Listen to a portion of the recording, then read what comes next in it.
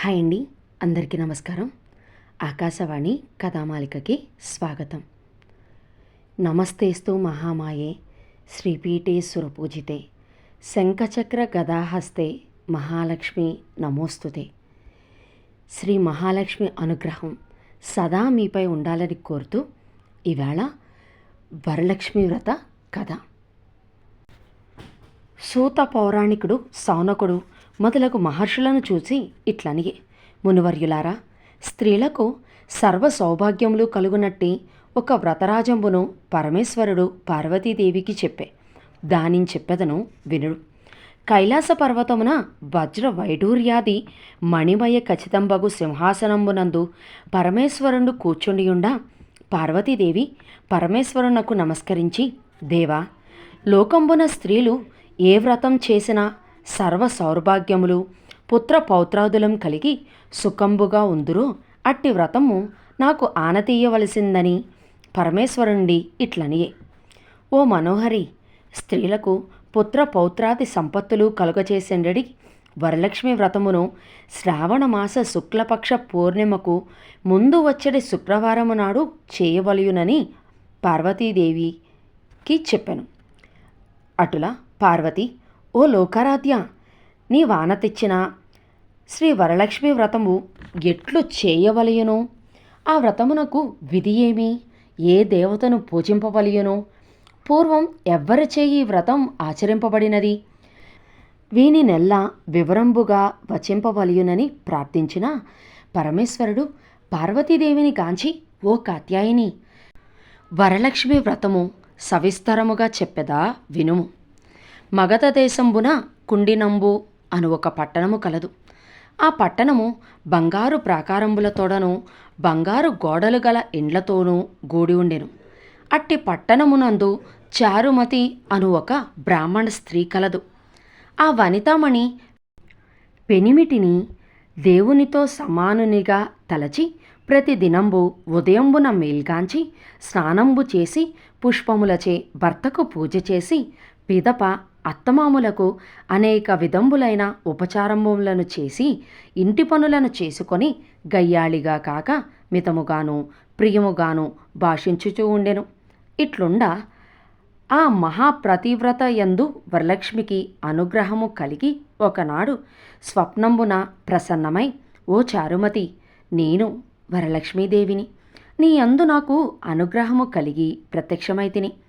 శ్రావణ శుక్ల పూర్ణిమకు ముందుగా వచ్చేటి శుక్రవారము నాడు నన్ను పూజింప, నీకు కోరిన వరంబులను ఇచ్చెదనని వచించిన చారుమతీదేవి స్వప్నములోనే వరలక్ష్మీదేవికి ప్రదక్షిణ నమస్కారములు చేసి, నమస్తే సర్వలోకానాం జనన్యే పుణ్యమూర్తయే శరణ్యే త్రిజగద్వంద్యే విష్ణువక్షస్థలాయే అని అనేక విధంబుల స్తోత్రము చేసి, ఓ జగజ్జనని, నీ కటాక్షంబు కలిగిననేమి జనులు ధన్యుదులగుదురు, విద్వాంసులుగను సకల సంపన్నులుగను అయ్యెదరు.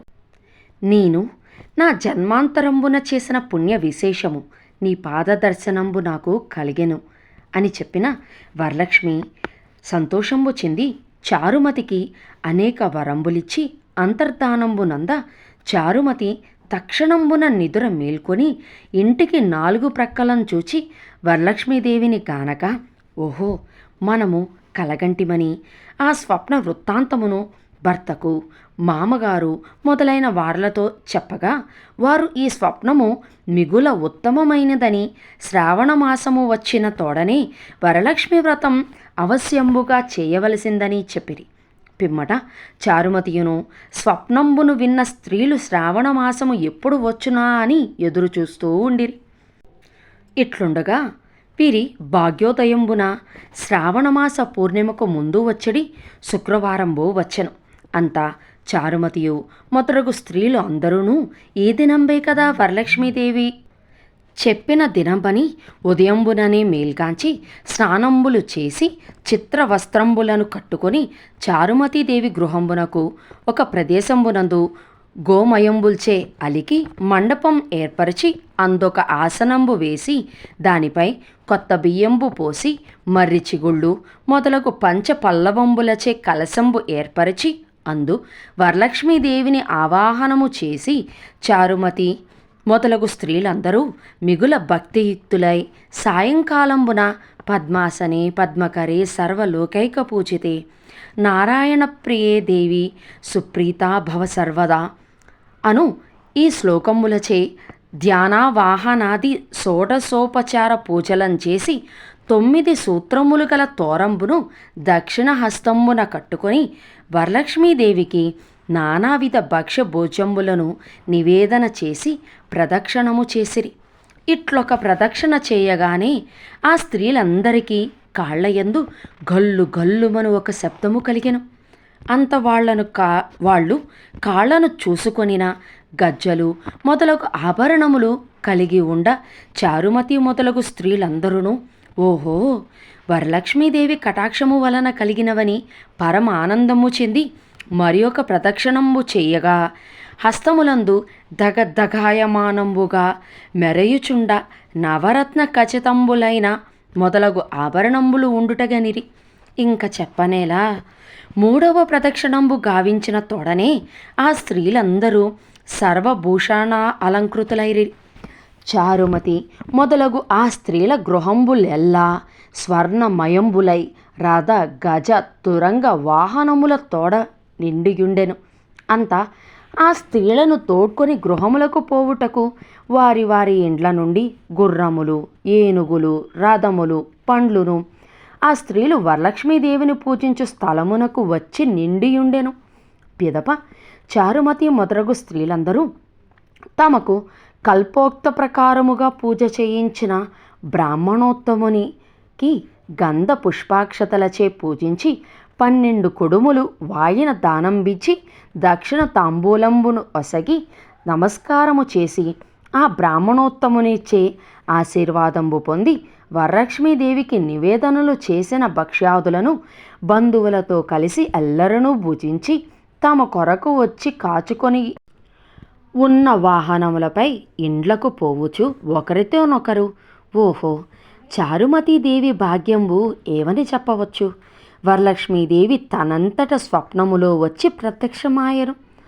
ఆ చారుమతీదేవి వలన కదా మనకిట్లి మహాభాగ్య సంపత్తులు కలిగినని చారుమతీదేవిని మిక్కిలి పొగడుచు తమ తమ ఇండ్లకు పోయిరి. పిదప చారుమతి మొదలగు స్త్రీలందరూ ప్రతి సంవత్సరంబును ఈ వ్రతంబు చేయిచు పుత్ర పౌత్రాభివృద్ధి కలిగి ధన కనక వస్తు వాహనముల తోడంగూడికొని సుఖంబుగా ఉండిరి. కావున ఓ పార్వతి, ఈ ఉత్తమమైన వ్రతమును బ్రాహ్మణాది 4 జాతుల వారును చేయవచ్చును.